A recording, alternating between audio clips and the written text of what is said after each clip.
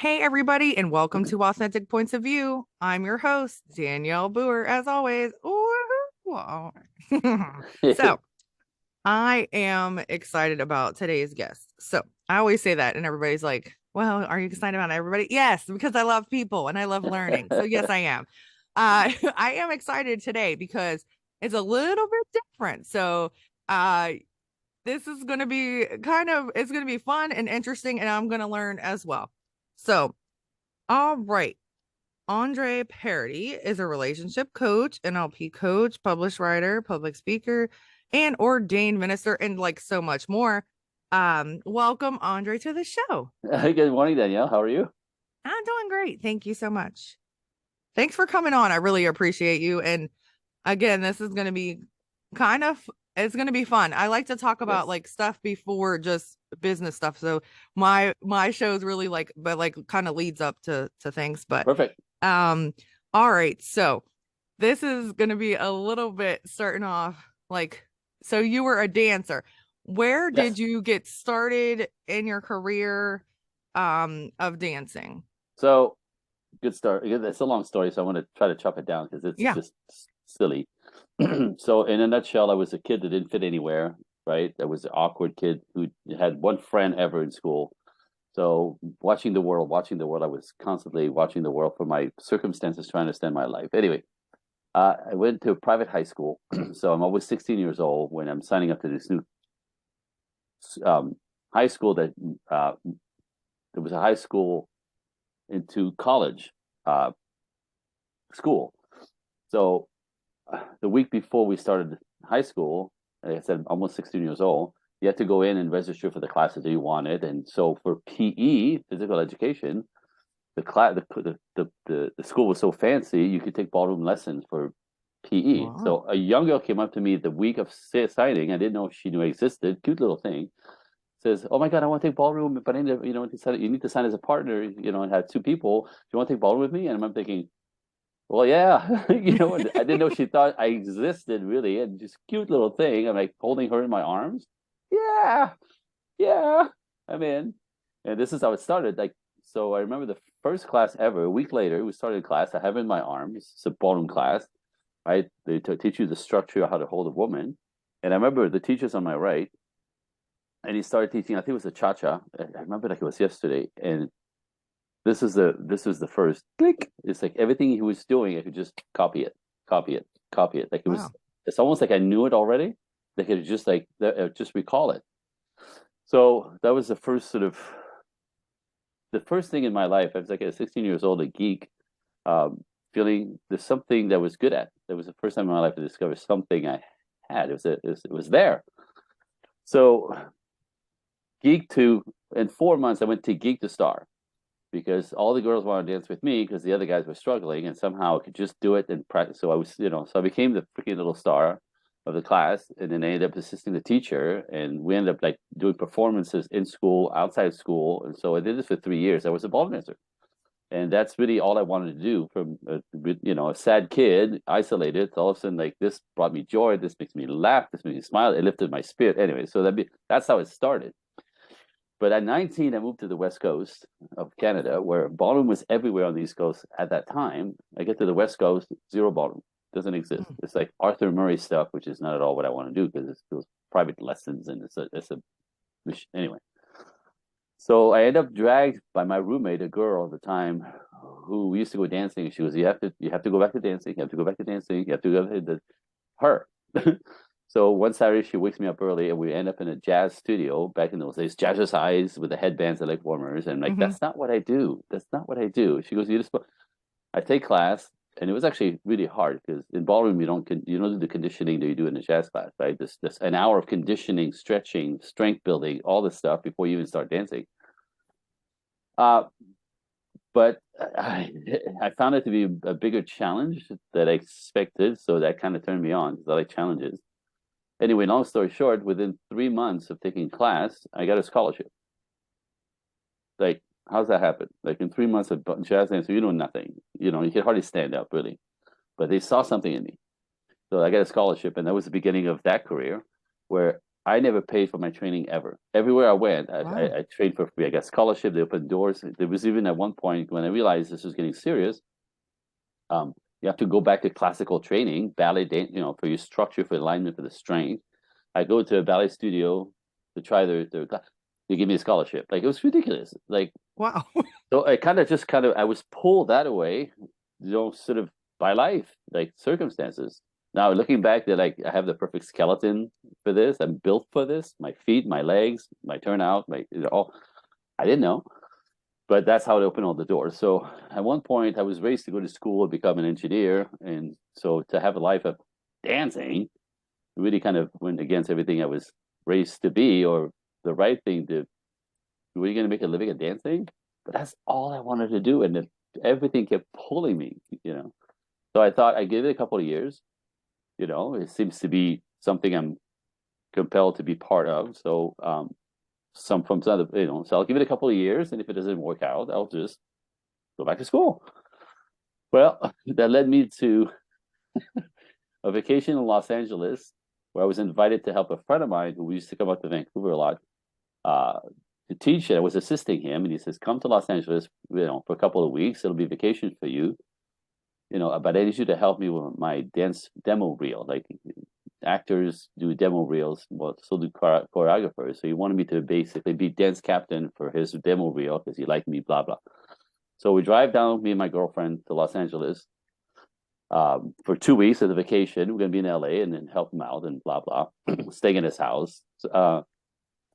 We got in town Thursday night, and Saturday evening at the studio we were rehearsing in, there was a party for dancers, like all local dancers in Los Angeles, party for dancers, the people that want to be part of. So Saturday night, there's a studio full of 25-year-olds, men and women, just doing the life that I want to have, doing the business that I want to be in, but I'm Canadian. So, and I'm just dancing with my girl. Everybody's young, except in the corner to my left is an older gentleman, 50 years old or so, who kept staring at me. And he's staring at me, and he's staring at me, and I'm like, oh, we're in LA. Okay. Like, I'm dancing with my girlfriend, dude.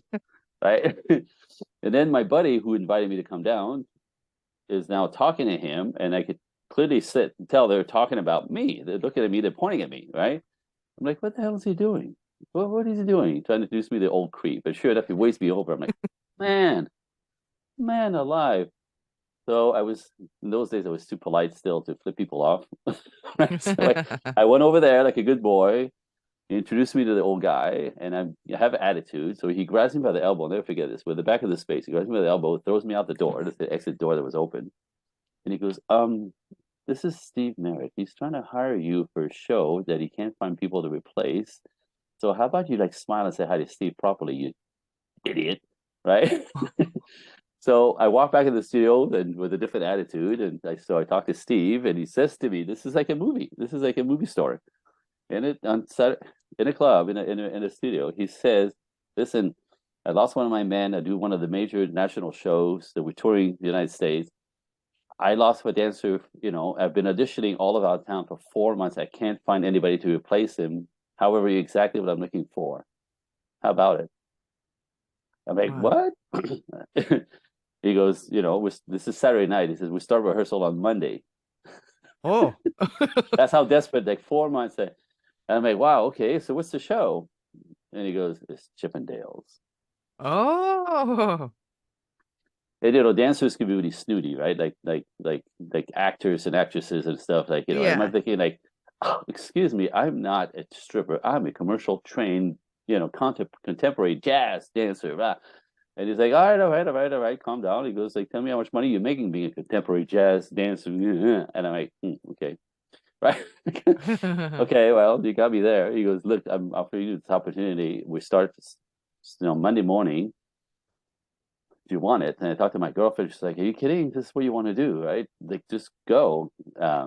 Me and her was a summer thing kind of thing. We knew it was going to go anywhere, but whatever. So she's like, just go. So that was actually my first commercial job. I worked for Chippendales for a year and a half. Now,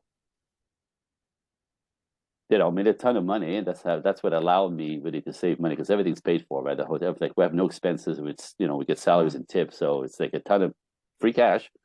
Um, and that allowed me to save all that money. It allowed me to a year and a half later, I realized that I didn't want to do this anymore. I'm a dancer, and I didn't want to be part of that life.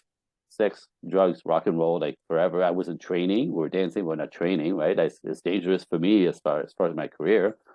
That's not what I do. That's just a job that allowed me to move to LA, and it did. So I quit a year and a half later, and that's how I joined. I moved officially to Los Angeles. I got an agent. I started auditioning for music videos, television shows, movies, whatever. Back in those days, music videos are really in. So I jumped into the business, and that's how I got to work with Michael Jackson, Prince, Paul Abdul, Julio Iglesias, and an array of other people that came and went that aren't famous necessarily. And that was like, that's how that started in the studio on Saturday night, seemingly randomly, but changed my life completely. Wow, that's crazy. I know. So it is like a movie because it's like how does that even happen? Like where does it come from? Like you're just trying to have fun and then your friend, but you're having somebody in the industry already or having like connections really is helpful. We say that kind of with anything, Yep. it really is helpful to know somebody. So how in the world did you go from that to owning like an auto body? Like what's the transition there? Like how Oh did yeah, that yeah. happen? I know. Stage two of my life, auto body shops. So what happened is I did this for about 15 years. I traveled the world. I got paid. I went to Awesome. Thailand for months. I was to Japan a million times to teach and choreograph. And so I was living the life, making a living. But when I got, as time went on, the liability from like I remember as I when I lost the arrogance of my youth, I realized, my lifestyle has a liability where if I twist my ankle, I'm done. I can't, you know what I mean? Like this body has to sustain this all the time. Right. And like I said, I was thinking like I got to sort of get something else more stable, something to build on. And I come from a family of car guys. We love cars. I have a bunch of cars. I collect cars. I old cars. They're just it's in our blood. So and we decided, me and my wife were married for a couple of years, and we decided to start a family. So that's when I decided to come off the road because I was not going to be an absent dad.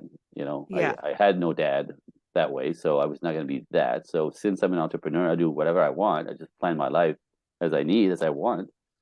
So I told my agents, my agent, I'm like, I'm not going out of town anymore. So give me the work in Los Angeles because I'm not going anywhere. I'm raising my kids here. And in order to stay grounded, make money, and build something, I started the body shop.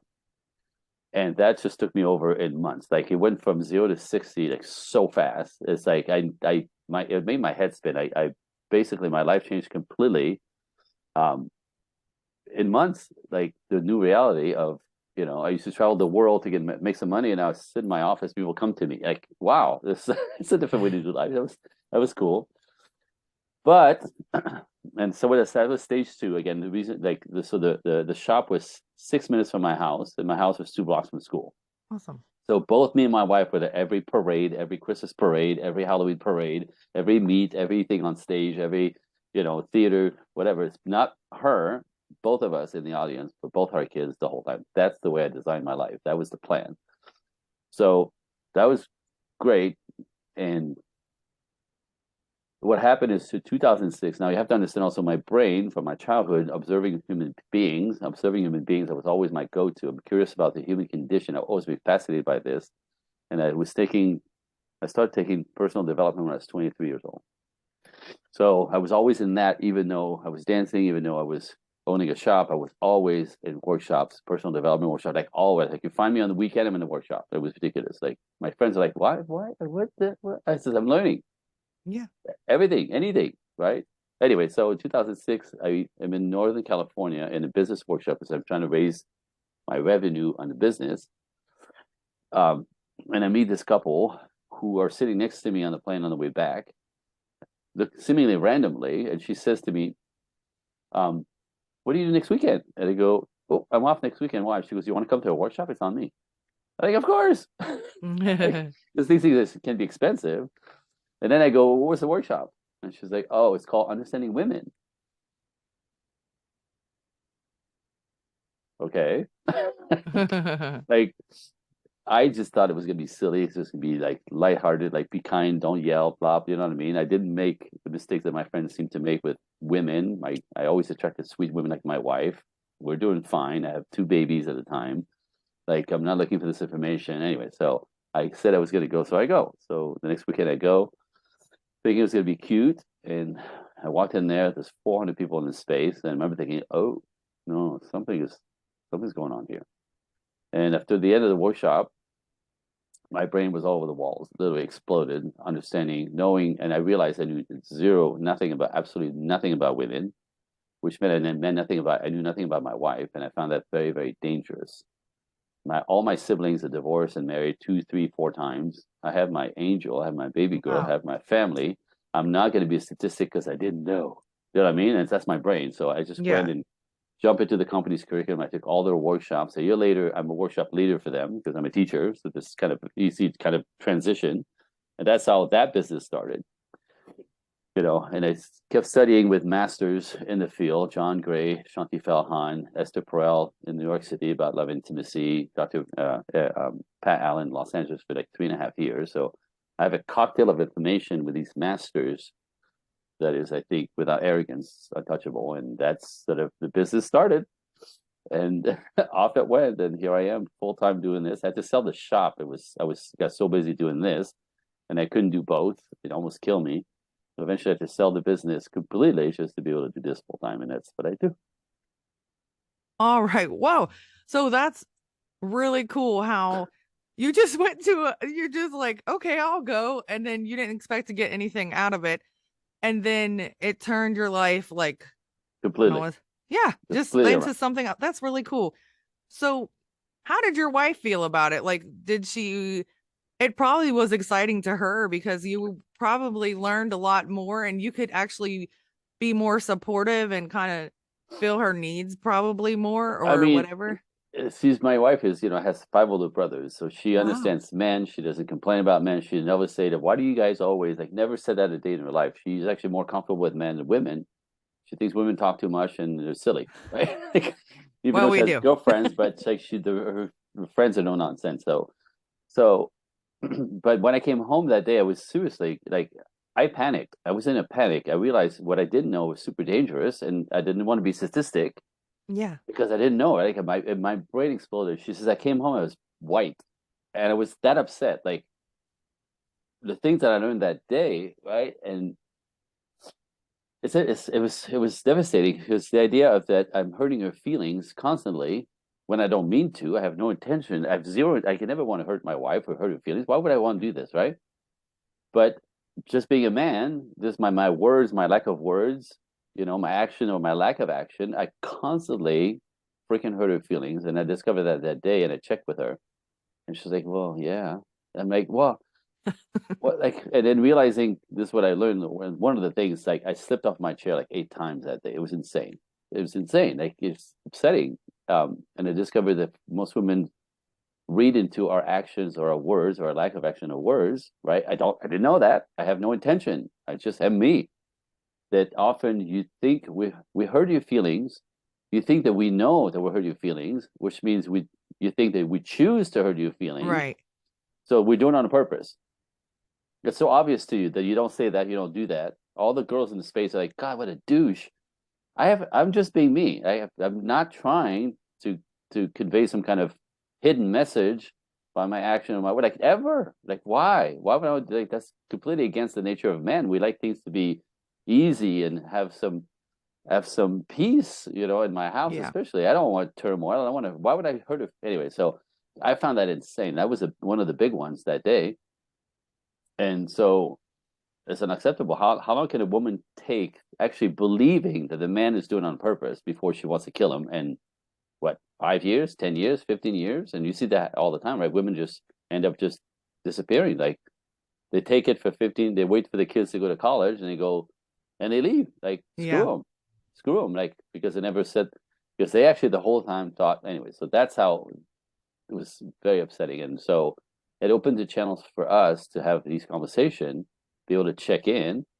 part of the work that I've done as well is in communication. So how do you negotiate your wants and needs respectfully? Because often, women will tend to get their feelings hurt but not bring it up and kind of like sit on it, right? Sit Yeah. on it, sit on it. Then I call it a pancakes, right? You start a stack of pancakes of little injuries that stack up. You don't say anything because it's no big deal, and you want to start something, so you'd rather not start something because if he gets upset, it's even worse. So you let it stack up until one day the same little offense, and now you blow up. He has no idea what's happening because you never warned him that this bothers you. So you yell at him.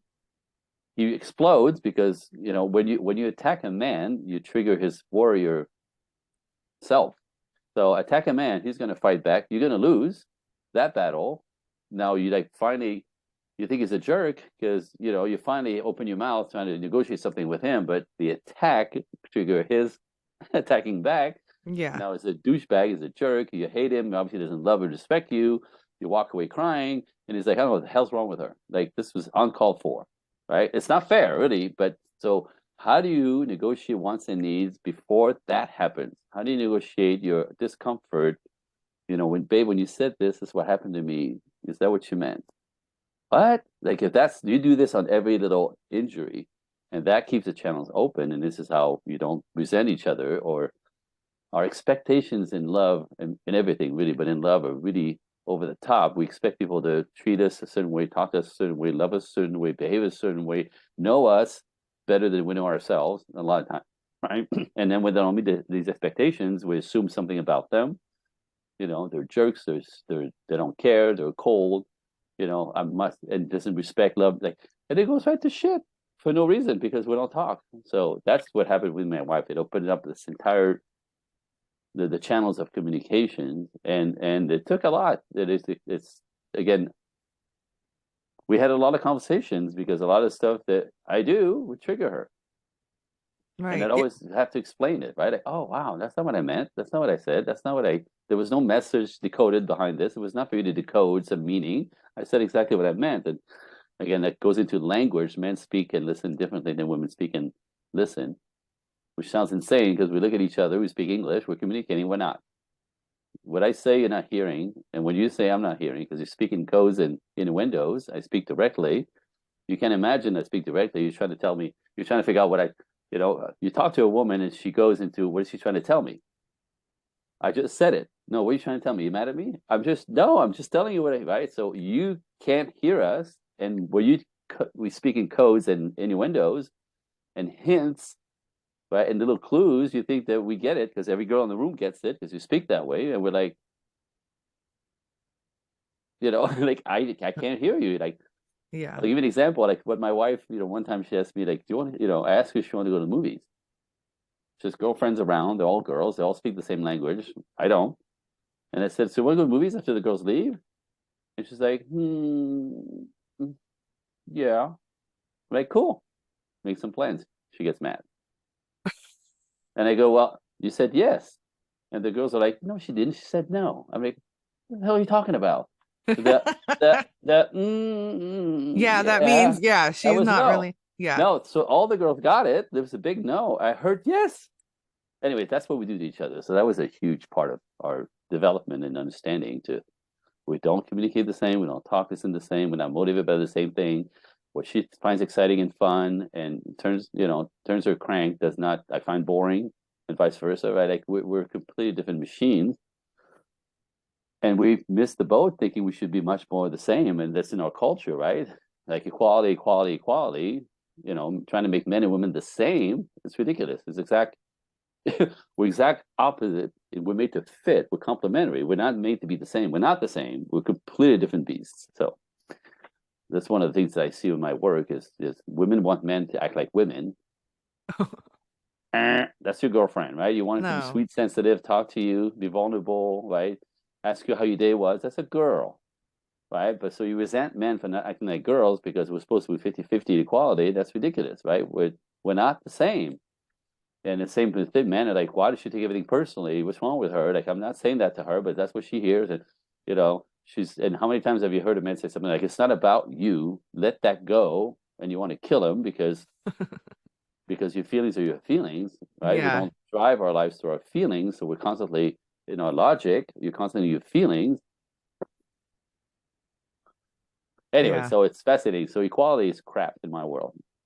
Like equal rights, equal pay. Of course, that's what I'm saying. But it comes to love, equality destroys the dynamic between men and women. It destroys the polarity.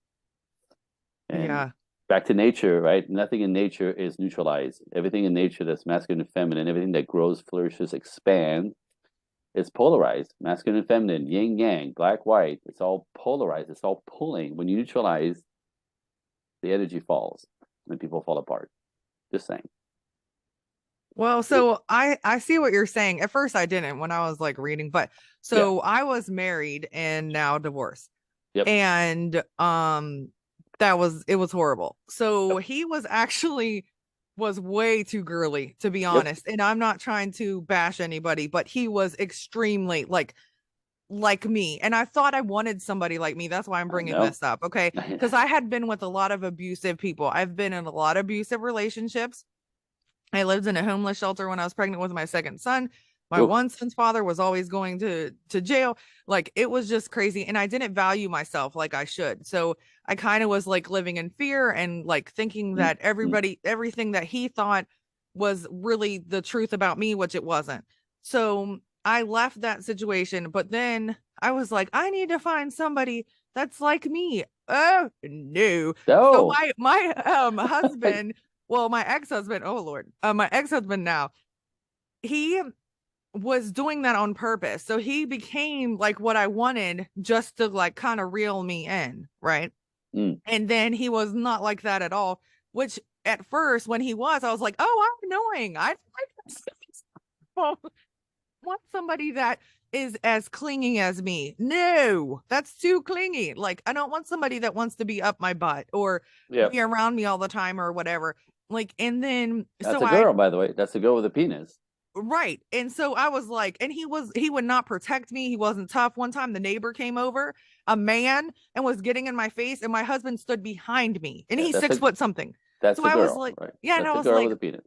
what is happening? So I don't want people to fight, but I'm just saying you want that protection kind of like you want to Nature. feel, yeah. Nature. So now, fast forward, I've been with the guy. So I moved to Georgia. I actually left literally the state to get away from my Mhm. ex-husband and the situation. And now I'm with this guy that we've been with 4.5 years, and he is way tough. But it's funny because he used to be a fighter, literally. He was a boxer. So he at first he was always like, I'm like, no, no, no, let's it's Easy. okay. Yeah, you gotta slow it down. Easy. So, but he is a great balance because it's not girly for him to ask me how my day was because he really does. Like he he doesn't like me being well, I can't say he doesn't like it, but he says like you can't always think with your emotions. Like that's what he says to me. And I understand it. And I'm like, okay. So I kind of like that grounds me. And I'm like, okay, I'm being too whatever right now. Yep. And but he does say he's very considerate. So he will say, like, how was your day? Every time our daughter comes home, well, he raises her, but it's my ex. Anyways, Yep. but he's also her dad. So he'll say, like, how was your day? What did you learn today? But he's our protector, like, you know what I'm saying? Like he does I all get it. those things, but he's also very like considerate. Like he's not huggy. He's not like right. That would be like me wanting a girl if I want somebody to Yes. be, and that's how my ex was. And then I learned like, oh no, I don't, I don't It know doesn't feel what I want. safe, right? So what Yeah. this man has is what he call we both are masculine and feminine. We both have both. Do you know what I mean? So it's the degree in which you can let it drive your life. So the first husband was a feminine man. So on the spectrum of masculine and feminine, even though he had a penis, he fell more on the feminine side, who could probably fess it up to no daddy, no role model, or overpowering mother who castrated him as a teen. That's always the case. So you know what I mean? That's so it's not their fault, but they operate like women. I call them boys, not men. They're boys. They stay little boys, and they're looking for women to take care of them. They're looking for mama to take care of them, Uh-huh. because so that was you, right? So that puts you in the masculine, which never makes you feel safe, and sooner or later it goes to hell because they're emotional. You have to stabilize, so you switch roles. It happens all the time, right? So he's emotional, he's dangerous. Those are the dangerous and toxic one, by the way. They don't manage their emotions. Like Men do. Men control their emotions. Boys don't. Right? They're narcissistic. They would yell at you. They Yeah. threaten you, and that's the only power that they have. Is part of the reason. So it makes you masculine, it makes you unsafe, and it's against nature. That's not how nature works. So these are men who basically are injured. Women who masculinize, again, no daddy or a controlling mother, a role model after mom who's a mama bear. Mama bear is masculine as hell. It's providing, it's mothering and nurturing is masculine trait, our masculine traits. It's providing, protecting the kids. So mom being a mother is very masculine. Being nurturing is masculine. So when you have no father in the space, mama bear kicks in. Now you become a beast of a man, with ovaries, and you raise your daughter to be like this. So she has no option to, anyway. So masculine woman often comes from those beginnings. The magic of what I think your now partner has is a good balance of being a man with some sensitivities, which is exactly what we need to be, right? So you don't get to be 100% a male. That makes you a brute. So I call it nurturing daddy energy, right? He's a man, he does his life, he provides and protects, and part of that daddy energy is nurturing appropriate daddy energy. How was your day, right?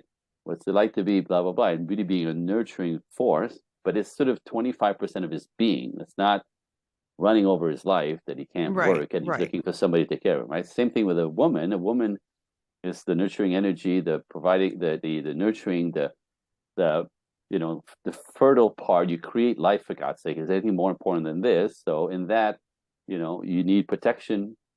You need to feel safe in the world. So that big strong dude will do this for you. So your feminine is going the flow and raising the children, being patient, being of community, connecting everything together. That's the feminine. It's beautiful. It's different, completely different than what he's doing.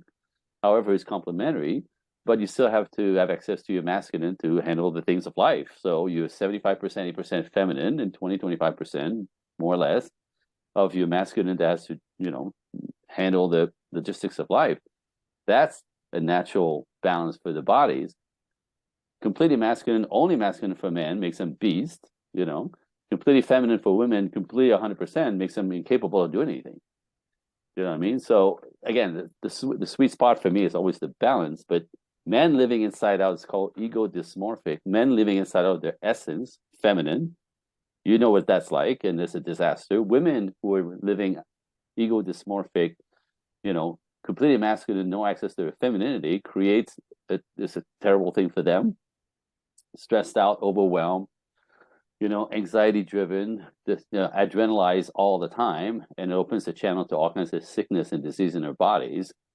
Um, so it's actually unhealthy. So it's actually back to nature again. Just flip the script back, and this is the work that I do with my clients. I bring them back into balance, so they can, as women, when they're masculine, to have access to being lovely, radiant, feminine, warm, which attracts the masculine who wants to provide and protect naturally. By the way, no manipulation needed, and that's all things. And then some of them, I get to marry them because I officiate weddings. Like it's sort of recalibrate them into what works best. And again, it's lined up with nature.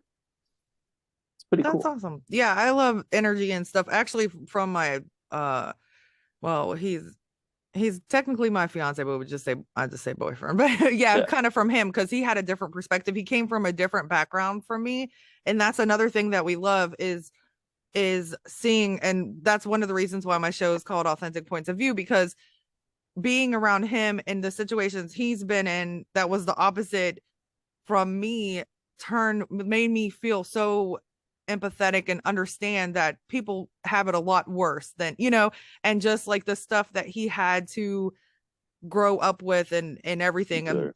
I'm just like, what in the world? But yeah, and it's sad, but anyway, so that's really awesome. Like, how did you get into ordaining? Like, how did that happen? Like, Well, that was funny because I was doing this work. I was doing this work, 100 miles an hour. And then one of my buddies at the gym, somebody I met at the gym, one of the guys that I saw, I'm at the gym 5 days a week, so it becomes my world every day, Monday to mm-hmm. Friday. And he was, he was single, and he was, everybody talks to me at the gym because they know what I do, and they come up with like, "Hey, dude, so like my girlfriend is acting like," so I'm all the time. People are like, "You're always talking," and I know they come at me, they ask, they know what I do, and I'm there every day. They know anyway. So he was one of those who come around and ask me about women and how to date and how to think and blah blah blah blah. And so, and sure enough, he ended up finding himself a beautiful little angel Latina. He's Latino, right? Um, and then they started they kept I helped them through the whole process just because I was Oh, there. He was asking, so managed to they got engaged, and I'm like, oh my god, way to go, dude! It was because of you, right? I'm like, okay. And then he said to me when they decided to get married, he goes, that was his idea. He says, we are getting married. We're not very religious. We don't need a priest, He says, but you're the reason why we're together. He says, why don't you get ordained? And do our wedding. But he says, look what it should do. Look what it'll do to your business. This is what you do, right? You get people together. Like, that's I think awesome. he goes, that'd be a great idea for you as a business. Like, plus, in addition to what you're doing, I'm like, huh, what a great idea. So that's how that came about. I did. And by the way, I'm a performer. I'm used to being in front of crowds, right? Like, to me, it's another performance. So I designed the wedding ceremony and all this stuff, and thinking it was just going to be that, right? Give me a Uh-huh. microphone, let me do my thing, big deal. It was so much more than that. It was so insane. Like I can't tell you. This is why I got really addicted to like what I do and be able to marry some people that it was such an honor. It was insane to meet the family and then to watch them all, come and get together, like gather together for this event, and then the whole family on one side, the other family on the other side, and then the father. I mean, the mother brings the son forward, right? And I remember that he was so nervous. I put my hands on him, like, it's okay, I got you, we're cool, we're Oh, cool, we're cool. He was so nervous, and then she came down, and oh my god, and then it was. I remember thinking it was such a privilege and an honor to be able to do that, and have exchanged our vows and pronounce them husband and wife, and that was a cherry on the cake for me. So I do these as many as I can. I have one coming in Vegas in at awesome. the end of in March, and I'm going to Texas in May to do another one. I did before Awesome. COVID four. COVID kind of put a dent in that, but it's just uh, so that's how that came about. It was his idea, but kind of brilliant. Oh, very much so. I That is know. really awesome.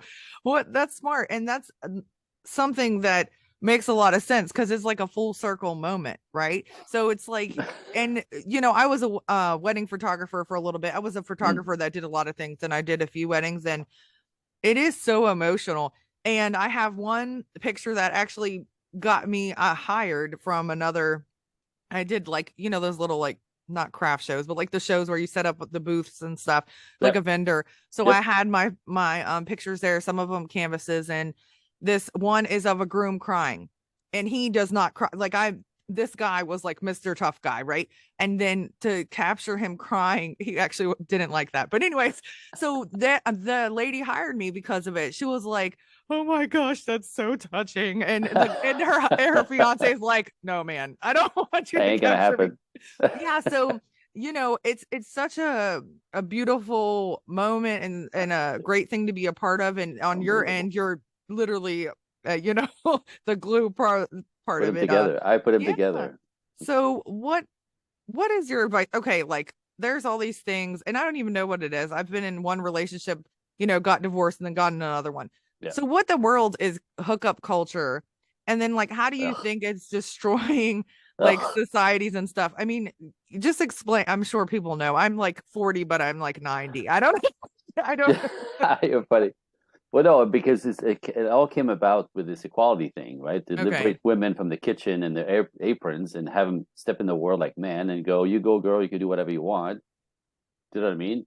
It's fine. It was started out as a good idea, but what happened is now women are acting like men. And what happened is, it's interesting.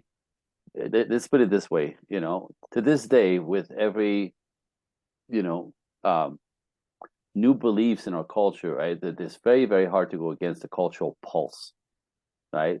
The cultural pulse now is women have to be strong, independent, and powerful, and make a ton of money and be independent and don't need no man. and men are supposed to be sweet, sensitive, and vulnerable, which doesn't work except for if they're boys, and that gives you a different nightmare. You've been there, right? Yeah, You get hooked up to those guys, you're screwed, right? not They're fun. sweet. It is sweet until about 6 months, and you go, "What the hell happened to your life?" Because they're manipulative. They're anyway. So disaster. Don't do it. Men, actual men who like have character, build their lives, have a mission in life, have something bigger to shoot for. Those are the ones who want marriages and kids and build a castle and put their arms around everybody they care for. That's males. But masculine men, and again in our culture with all the equality crap, men expected to still be traditional. Women, even though they're liberated and acting like men, still want men to provide and protect and cherish and give to them. Very traditional, except our women nowadays refuse to be traditional. They refuse to be traditional. Like, they want to be liberated and free, and they want to step in front of men because the patriarchy has men in front of them for millennia. Now, women in the feminist movement has women convinced that it's your turn to step in front of men and leave men behind. That doesn't work. Men in front doesn't work. Women in front doesn't work. Right? True partnership in a marriage and a relationship that's healthy is side by side partnership. Yeah. Right? Pilot, co-pilot, navigator, driver. You can't both go for the wheel. There's a disaster. In every company, there's one person, there's a CEO, and everybody else they don't assist. You know what I mean? Like, there's a system for anything that works logically. So the idea of equality, where women want to drive the show and the man wants to drive because that's his nature, this is where it goes to hell. So masculine women actually repel masculine men, the ones who do want marriage and kids, and end up with boys. It's a disaster. And you think that's man. That's not man. By the way, about 30% of the population are boys. So ladies are completely, they believe that's men. That's not it. The men you don't get to meet because your masculine energy is completely disrespectful to their own natural masculinity, and they don't want nothing to do with you. A masculine man will not tolerate your masculine vibes and masculine ways, your badass, you get to be me. Go ahead, that's fine. But they step back. They don't want it. Like, I guess I say it this way, women spend their time and are very proud of all their accomplishments and spend their time putting their balls in everybody's face. Men don't want your balls in their faces. Don't put your balls in my face. You know what I mean? And that's what women do. They're proud of their achievement. Beautiful, but masculine men don't care anything about that. Masculine men don't care about your money. They have their own. That's not what they're looking for in women. But the culture says, go girl, right? Okay. But the problem that it causes is you have men walk away from you. And now men is so bad that men are traveling to different countries to find wives because here the women refuse to be traditional. You can blame men for that, but no, I blame the feminist movement. It's gone too far. Women don't want to be traditional. Men go, okay, I'll find a traditional woman somewhere else. It's terrible. It's horrible. And I'm not liking this, having to say this, but that's what I see every single day of my life. Well, Ugh. I agree and disagree. Please disagree. Nobody's ever heard me disagree. Number Disagree, one. please. I like that I because I can back it up. don't like well, not that it's a confrontation. It's not. But I mean, I kind of can see what you're saying because I keep bringing him up, but he very much like agrees with that as well. What you're saying. But he also it's a good balance because he'll tell me what he thinks, like say for instance, blah blah blah blah blah. But he says, hey, you're your own person. You do what what I'm saying, make your own choices, but this is Sure. my opinion about it. Sure. And but the thing is, like, I feel like I don't know, of course, because I'm a woman, but I'm proud of women that do. I don't think you should flaunt anything, any person you are. I don't think that you should be braggadocious, like, oh my gosh, look what I did. I'm balls in my blah face. blah blah. Yeah, That's I balls don't in my agree face. with that. But I do agree with being proud of yourself. And so that's what I try to teach people because so many times in life, we, even men or women, we experience trauma. So we can actually go backwards and be numb and shell up and be in a dark place to where we don't accomplish crap. So I think that you should be proud of yourself, but never, you need to let the man be the man and you need to be the woman. I agree with that. So I'm not saying the woman has to like do all the dishes and do all this, and the man has to do all the lawn and do all this. I feel like it's a good balance. Like you said, you need to be beside each other. So whatever works for you in a relationship, Uh-huh. but you need to talk about it. That's what I'm And saying. yeah, I agree with that. But I mean, I don't agree that the feminist thing is like, bleh, but I Oh, it understand. is now. It is now. Sorry, but in the beginning, But it that's worked. your, yeah, it's No, okay. but no, this is what I see every day. Now it's a man hating, movement. It's anti-men. Well, Men are toxic. Men cheat. Men are losers. You don't need no man. Protect yourself. Make some money. You don't need no man. And my clients are like, but I want a husband. I'm like, well, you have to stop that. yeah, yeah, yeah. That's No, what I'm I saying. So agree. it's gone too far. There's Yeah, 15% of feminists who are loud and screaming and bitching at men and yeah, shaming everything that's masculine. And it you need masculinity. We build everything. You can't go against men. Half the planet and think it's going to go well. But the women, the 15% who are screaming all this stuff, affect all of you guys. And you start getting a little yeah. squirrely. You're like, yeah, I should protect myself. I should. Blah, blah, blah. And what happens if you live a life like a man? The dream life, the partnership doesn't work. It doesn't work. So you end up, all my clients are 35 plus. They're like, I'm beautiful. I have money. I have my own car, my own house. Beautiful, perfect. I don't Yeah. mind. That's not it. Except what it took to be that person. You've been practicing being masculine for 25 years, and now Right. you don't know how to be feminine. You don't know how to attract men. And men don't want that. So this is Right. Right. where women want to blame men for not showing up. But like, ladies, you refuse to be women. So there's a now I have to say this because maybe that's the part you disagree with, because then a feminist will throw this in my face left and right all the time. Like, oh, so what, should we just dumb it down and wiggle our asses? I'm like, that's not what I'm fucking saying, right? Excuse me, I'm cursing now. That's how passionate about this. It's not about that. There's a balance. There's a modern way to do this, but there's a classical, there's a classical being, you're in your essence. So the women, a lot of women do a lot of very powerful stuff, but if your life is all about money and Right. work, you will not be able to build a relationship and you will suffer. So I'm just sounding the alarm. Right. You do whatever you want, Yeah. but there's a price to pay for your choices.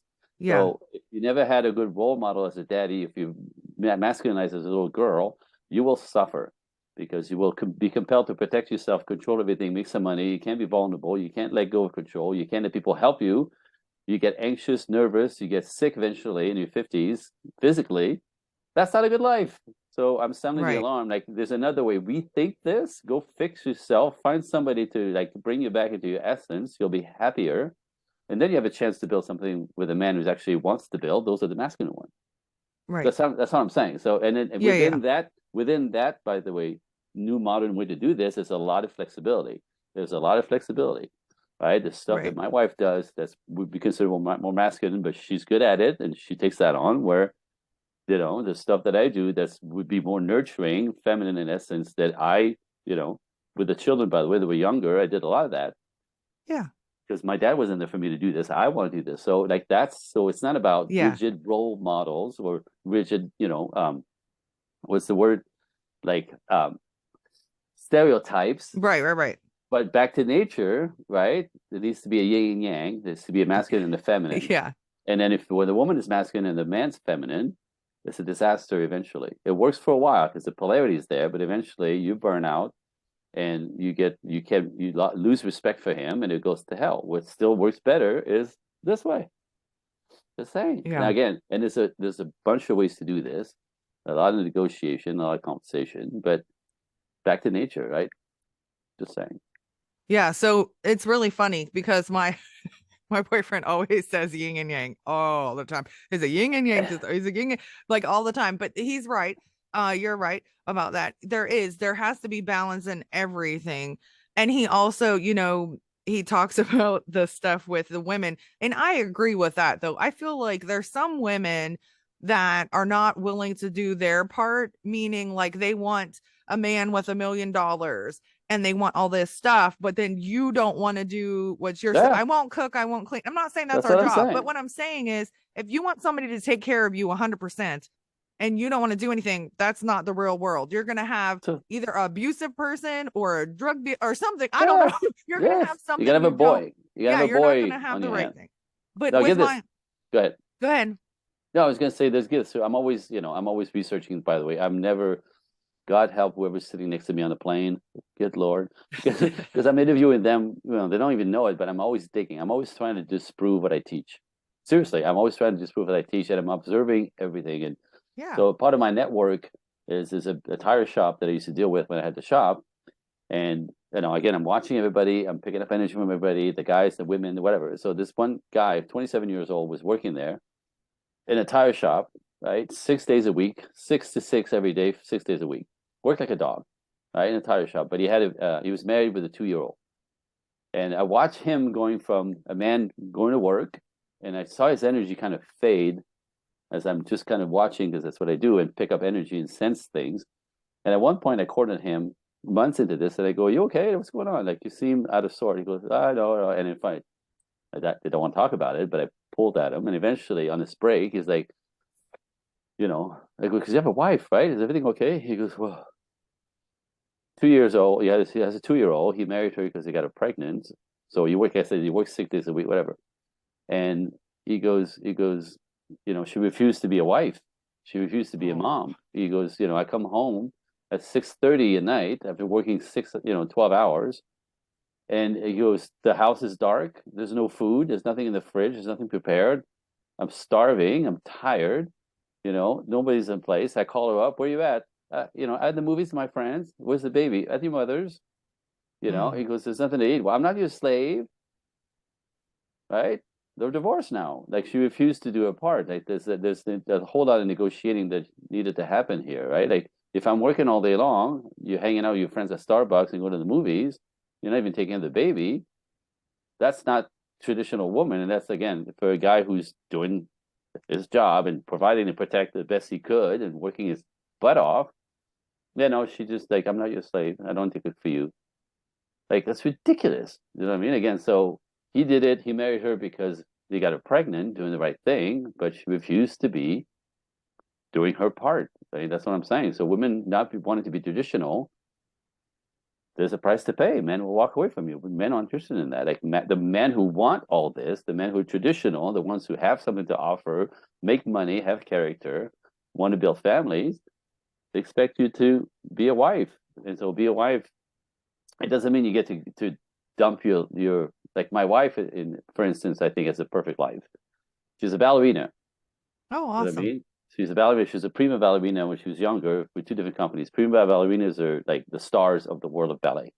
So if she's got respect in her own right and accomplishment in her own right. Like go girl, right? That's the go Yeah. girl shit, Yeah. right? But when we met, I go to work and I open the shop to raise our kids and be able to buy a house and do all that stuff. We live in LA, super expensive. Okay, whatever. So I did it. And so she didn't give away or stop her life to the ballerina, for God's sake. You know how much training goes in that? You know what I mean? Yeah.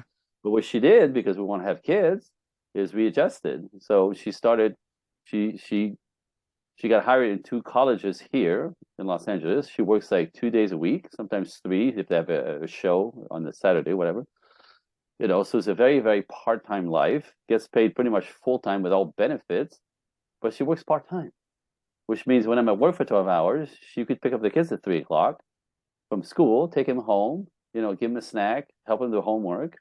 You know what I mean? It's a traditional woman who also is still living her dreams on the side, and the more the kids got older, she could even get back more into her dancing career. It's not about her disappearing and not doing anything. It's about adjusting for the sake of the marriage and the relationship, the kids. Somebody's got to be there for the kids.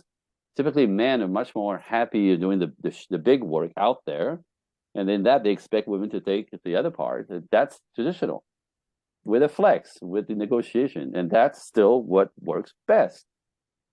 Just saying. How And you long can have go you against been? that. Go Good. ahead.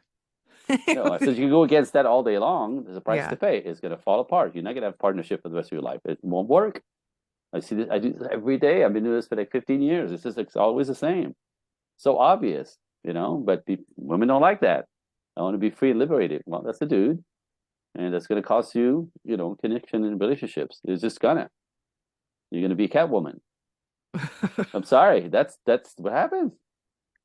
Anyway, Yeah. yeah, I mean, I think sometimes weird stuff works. I don't know, but you're right. Typically, what you're saying is there. I know what you're saying, but I know some relationships that are very non-traditional that did, absolutely. Yeah, and it's a whatever works for, for you and your partner. But how long have y'all been married now? God, 30 years. Hey, that's I know. awesome. Oh, I know. wonderful. So, and that's good, because somebody said to me about something like with my they're saying this like as a joke, you better get your life together if you want to be a life coach, talking to me, right? Because I'm very much like all over the place and learning all this stuff all the time and blah blah blah blah blah. But that's me. And that doesn't mean that I can't help you. And I was like, listen, no matter what's happening, I could still help somebody with their grief and the trauma stuff. I know that. So I don't care what any outside person says.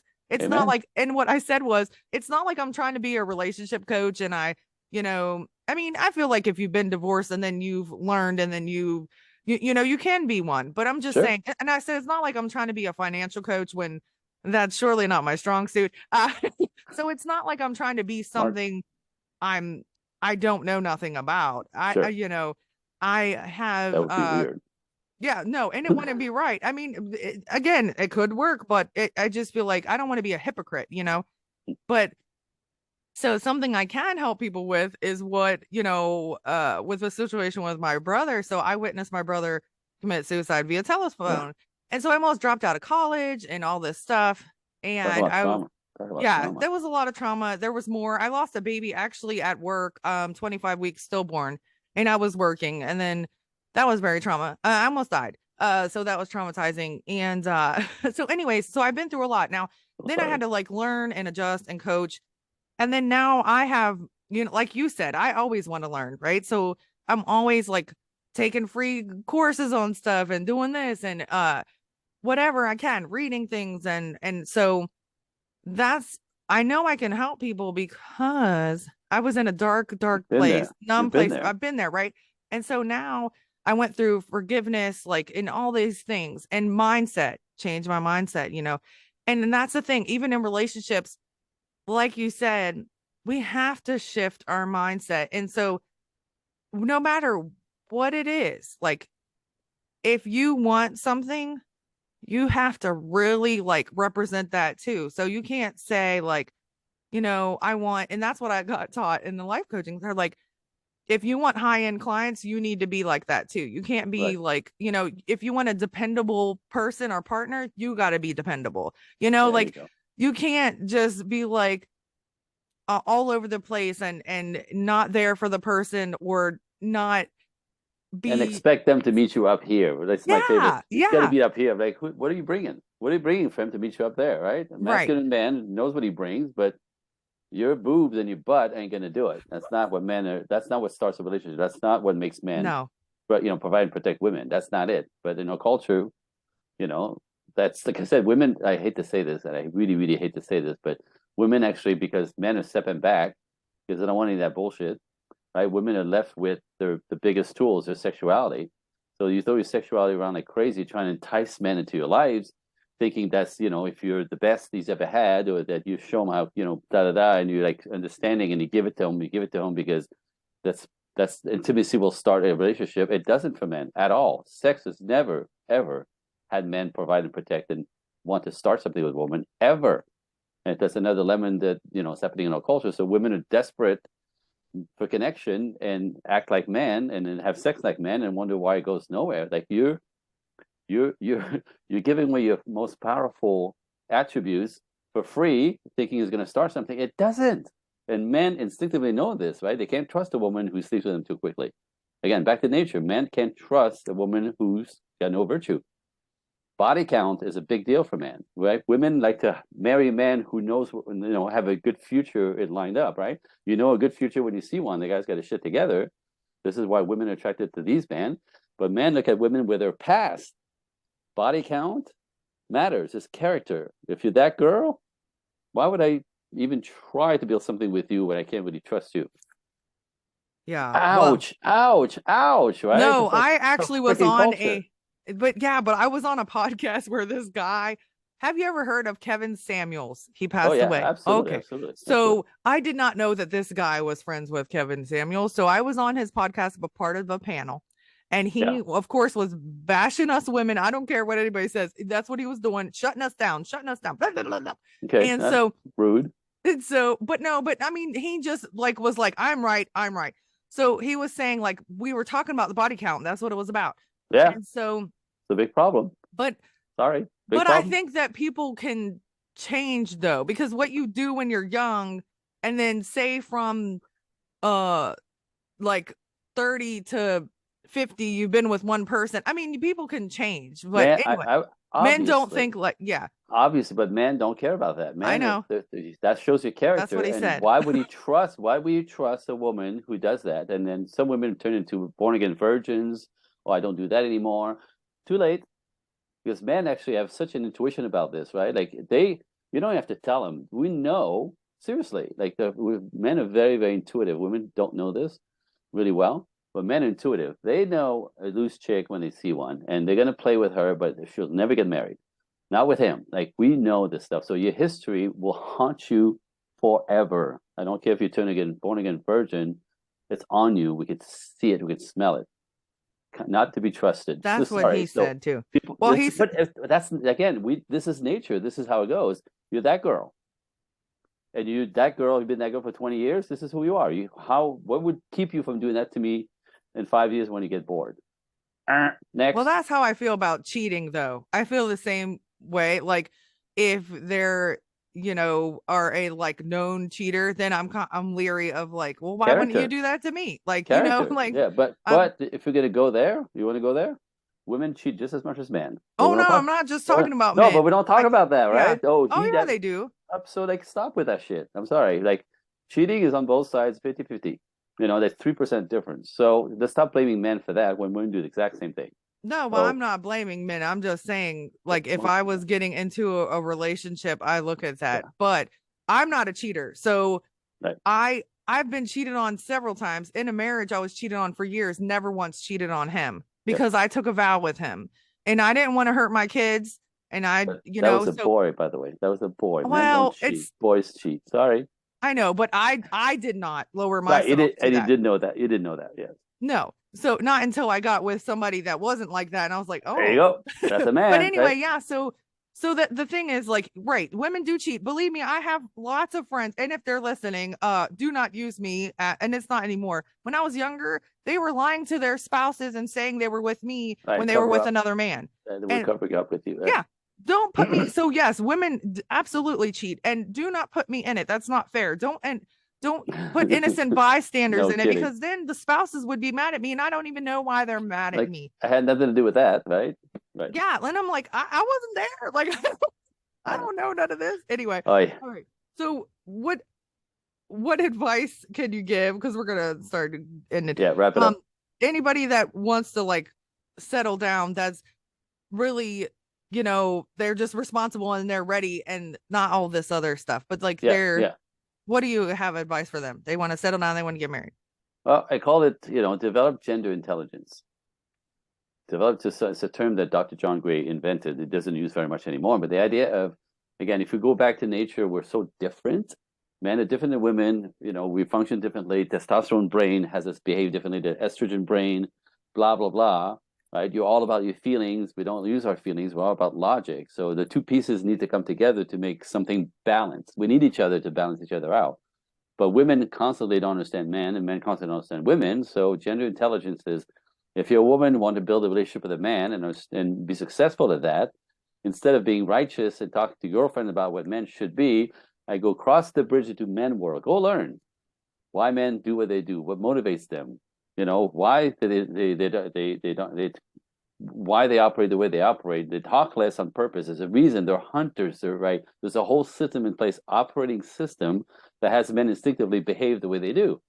You can't make them wrong for that. Go find out. And then when you understand, when women understand men better, doing the research, get this. This is part of my work too. 50% of the stuff you take personally disappears. That alone is a different life with men. When you get them, understand what they're motivated by, as opposed to doing it your way. Liberating. That's liberation, right? And I say the same thing to men. Women always say it's the little things. How can I need so little, right? Well, to men, that doesn't mean anything, right? So I go, men, cross the bridge into woman world. Go learn, go research, and find out what that means. What does she need to be good? What does she need to stay connected? What does she need to feel safe? Like men don't understand safety because we don't have that. You're never without that feeling of wanting to be safe. We don't know that, right? And that's a lot of the derailment. So go find out what makes a woman tick, what she needs when she says I need so little, how to connect, how to keep her on your side, how to keep her feeling safe, and then get on the bridge together. And now you have a chance to start dancing together and learn how to get on the dance, right? So that's look behind me. That's my picture of my wife and I ballroom dancing. Oh, that's so Now, beautiful. this is what I'm talking about. How do you get to this? Have you seen a ballroom couple dance? It's Yeah. beautiful. It's effortless. It glides. It's magical. Well, you know how much practice went into that. Yeah. That's what I'm saying. You want to be in a relationship, man, women, go cross the bridge, then come back on the bridge and start practicing dancing. And the beginning is a little awkward. You step on each other's toes, right? And you like there's sort of an adjusting to each other. Communications is all about that, right? Ballroom dancers communicate without talking because they have a system that they practice. Same in relationships. The metaphors are fantastic. And again, it's not that anybody's weaker than the other one. They need to both do their part for the thing to work. You know what I mean? So the masculine Right. will lead more, the feminine will support the lead. You know what I mean? If she's trying to lead him, he gets the elbow to the face. I know I've been there, or the knee to the groin, right? So there's again a system to flow together that we negotiate together. That's relationships. So that's what I'm saying. Gender intelligence. Go find out, come back on the bridge, find somebody that you like, and start practicing and negotiating the terms of dancing together. Ta-da! And that's how it functions. That's how it works best. Sounds great. If That's what I we teach, just by got the to way. do it. That's Awesome. what I teach. So where can we find you? Like where so people you can teach the audience this. Yeah. So, all Go right, ahead. I actually got a gift for you listeners. Is that cool? Yeah. So it's actually in two types. So people who listen to podcasts typically are two different types. There's the people who want more information. They're like, oh, tell me more, right? And the people who just go, let me have this guy. I need to talk to this guy. I'm just saying, it's always the same. So I'm gonna offer your listeners to email me. My email is andrecoaching the number one at Gmail, andrecoaching1 at Gmail. And if you put in the title of the email, um, my gift to anybody who wants more information, I have an ebook called The Five Feminine Qualities Men Find Irresistible. Okay. Now, I sell it online, but I'll give it to your listeners for free. Just send me an email, andrecoaching.1 with Irresistible ebook, and I'll just send it to you. And if you have any questions you want to ask me on that email, I'll answer your questions myself. Now, for the ladies who want, or the men who want more, or want to know more, or want to talk to me, you go to on that email, just write in the title, Talk Now. And what I'll do is I'll go through my calendar and find a spot where we could actually have a one-on-one conversation. It's called an exploratory call. And we talk about what you're challenged with, what is it that you want, and how I could help. So it's fantastic. And like I said, the book is powerful, right, in itself, but you know that information doesn't really cause transformation. So if you to talk to me and learn this stuff, really learn this stuff, you get there faster. You could read about it or you could get to work, is what I'm saying. So you can get some understanding, you learn how to dance, and the dance of love, I called it, right, with men and women. You stop the confusion, the frustrations, because nobody's ever taught any of that, by the way. And then you actually get to, on the other side, able to build a relationship and really get to what I call bring to freedom in the dynamic of relationship. So that's my gift to you listeners. Thank you so much. Do you have a website or just the Yeah. emails? So the website is www. Of course, projectequinox.net. And there's a ton of stuff there. I have blogs. I have connected to YouTube. There's a lot of YouTube. There's a ton of podcasts. You can spend the day perusing there. I'm on Instagram at Project Equinox. I'm on TikTok under Andre Paradis. So I'm all over the place. And actually, I send you an email, and all these in my signature, everything's going to be there for you to connect. Awesome. But yeah, my mission is to help men and women alleviate the pain and actually know and learn how to build healthy, loving, long-term relationships. That's my work, and it's an honor to do it. And it's amazing to watch people change and live their dream from going from not knowing to knowing. It's my life. It's unbelievable. I'm the luckiest guy in the world. Oh, beautiful. And thank you so much for being a guest. And thank you for being the first person that I kind of went back and forth with. I'm just joking. It wasn't that serious. But no, I really appreciate it. And You too. I hope to have you on again in the future. And then we can discuss some other things that we didn't get to. Yeah, And we could talk more about your ebook as well in the future. absolutely. So thank you so much again, Andre. This has been fantastic and very educational. And I hope you have a great day. Thank you. You too. I appreciate Thank you. you. Bye. Bye. That was fun. Okay, so so Andre Parody, that was really cool. I don't like to go like against things, but yeah, I don't I don't always agree, of course, with everyone because that's first of all, that's not even real. Second of all, right, that's just not real. Like that's not authentic. Nobody agrees with everything everybody says. So yeah, the whole like feminine thing, of course, I don't agree 100% with that. I do agree with some things, and it's all part of his business, and he really just does help people. So that's awesome.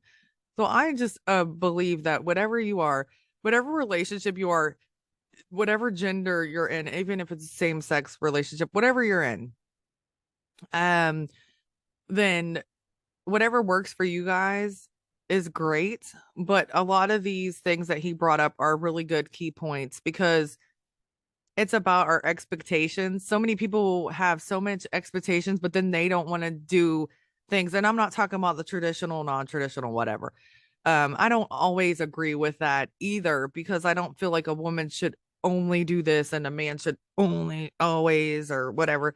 Like, I feel like again, things could be mixed in or different roles, but I do believe that that having a man that is a protector, a provider, all those things are awesome. But again, then it's a balance. That's why I agree. I agree that it's a balance. Okay. So like yeah, that was very fun. And hopefully you learned something. And if you are someone, and maybe you are 40 something and you were in your career and you want to say, well, how how like can I find someone? Reach out to Andre because he can help you. Or a man, maybe a man that was maybe you were a player. I don't know. I don't just making stuff up. And then now you're like, oh, I want to settle down. Then, or maybe you're being a boy and you want to settle down, reach out to Andre, see if he can help you. And take advantage, guys, of getting that free the ebook. That's so cool. Take advantage of that and email him and see what, you know, if that really helps you or if you can do that call with him.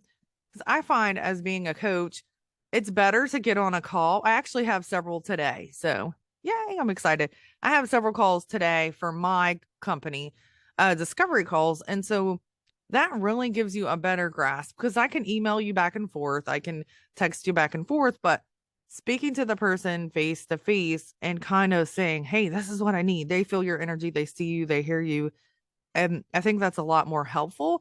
And then it's about honesty. So, like, say the coach is like, oh, maybe I really can't help you with that. Or you can get a feel for if you think the person is a good fit for you. So, anyway, thank you for listening. My podcast, I love this podcast because I really love like speaking to so many amazing people with different authentic points of view. And, my coaching, if you ever need me, I do grief and PTSD coaching. So any kind of trauma or anything you're trying to kind of work through, I would love to do a discovery call with you. So authentic points of view at gmail.com is how you can reach me. Now I do have an Instagram now for the podcast and the coaching, authentic points of view coaching or authentic points of view podcast. Those are on Instagram. And then Facebook, same thing. Authentic points of view podcast, authentic points of view coaching. And then Danielle Boer 82 is on Instagram. I think like Authentic Points of View 2 is my Twitter, I believe. And then my pod page, I think, is www.podpage.com/ like Authentic Points of View podcast. And that's where you can find all the episodes as well as on Spotify and all that stuff. If you want to reach out to me for coaching, please do. I do have a Calendly link, but reach out to me on either email or the social media platforms. Oh, Danielle Boer is my regular Facebook page as well. So reach out to me and I would love to see if I can help you. So many of us have been through grief. I think it's something that we all go through. There's like many things that we can all go through in life, but we're all going to have somebody that passes away that's related to us and that we love. Everybody's going to experience that. Unless you just live to like, I don't know, unfortunately, unless you have like a short life, but I hope that you don't. Because most of us have grandparents and, stuff like that. Like you might, experience some grief. So hopefully you don't experience trauma, but if you do, I have as well. And I would love to help you through it. So everybody have a fantastic day. I will see you guys next Wednesday. And hopefully you reach out to me. Okay. Also, if you want to see or hear somebody on the podcast, then please email me and let me know. Okay. I've had people on where people were like, hey, you should talk about this. I'm like, okay, if you want to come on, come on. And if I feel like, you would be valuable to the listener, let me know. Have a great day and a good month. Bye, guys.